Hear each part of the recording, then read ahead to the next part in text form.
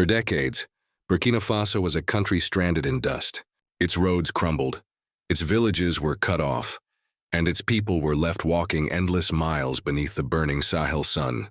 Farmers could not reach markets, children struggled to get to schools, and families were divided by distances that felt eternal. The heartbeat of the nation slowed with every broken pathway. But in just 1 year, something unimaginable began to happen. Bulldozers roared, communities marched with tools in hand, and citizens began building their own future. 5,000 kilometers of roads completed in only 12 months. This is not just a story of asphalt and concrete. It is a story of unity, of defiance, of a young leader daring to rewrite his country's destiny. This is the great road revolution of Burkina Faso. Burkina Faso, a landlocked nation in West Africa, is larger than the United Kingdom. Yet for decades it remained nearly unconnected. At independence, it inherited just a few hundred kilometers of paved roads. By 2022, after more than 60 years, the total length had barely reached 3,000 kilometers. For the Burkinabe people, this was not just statistics. It was a daily struggle. Traders could not move their goods. Farmers watched crops rot because markets were too far away, and families lived separated by journeys that could take days instead of hours. The roads, or the lack of them, were not just obstacles. They were chains.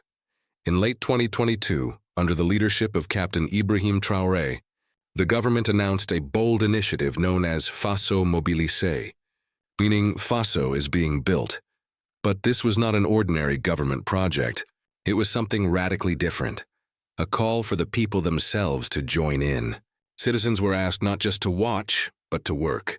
Some donated cement, gravel, and even their own savings. Others came with shovels, pickaxes, and bare hands, volunteering their labor to build the roads they had been denied for generations. One citizen explained, "We came here to show patriotism, to prove that in unity we will build our nation." This was more than construction. It was rebirth, a people reclaiming dignity through the sweat of their own work. What began as a modest initiative quickly turned into one of the most ambitious infrastructure drives Africa had ever seen. In Ouagadougou, the capital, over 9 kilometers of new roads were paved in record time. In Bobo-Dioulasso, the second largest city, more than 4 kilometers followed. But the real shock came with the national plan, 5,000 kilometers of roads in a single year. This was more than Burkina Faso had built in decades.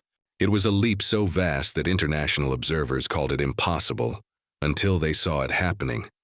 Alongside the roads came buses, 155 new vehicles linking towns and villages, ensuring that these roads carried not just cars, but opportunity.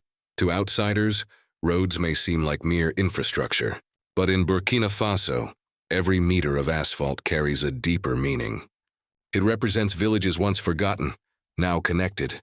It represents mothers able to reach hospitals faster.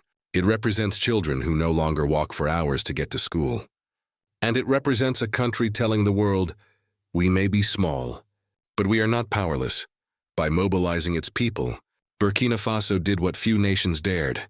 It turned patriotism into pavement. Yet no revolution comes without pain. The insurgency in the north still threatens lives and construction crews. Funding remains limited, and not every project moves at the same speed. Some citizens complain that centralized construction in big cities excludes remote regions. But despite these challenges, the willpower remains unshaken. As one worker put it, "We know the roads are long, but step by step, stone by stone, we will get there." What Burkina Faso is doing is larger than itself. It is sending a message to Africa and to the world. That a nation long ignored can rise. That leadership is not only about speeches, but about concrete results. That unity between government and people can build faster than aid ever could. For Africa's youth, it is a symbol. If Burkina Faso can pave 5,000 kilometers in 1 year, what excuse remains for bigger, wealthier nations still paralyzed by corruption and dependency? Today, where there was once only dust, there is movement. Where there was despair, there is rhythm. And where there were broken roads, there are now highways of hope. This is not just about Burkina Faso. It is about proving that Africa can rise when its people take destiny into their own hands. It is about showing that revolutions can be built not only with guns, but with asphalt, with buses, with sweat, and with unity. This is Burkina Faso's road revolution. But the journey is only beginning. If you believe these untold stories must reach more people, help us spread the word. Like us, comment, share, and subscribe to Untold Shades.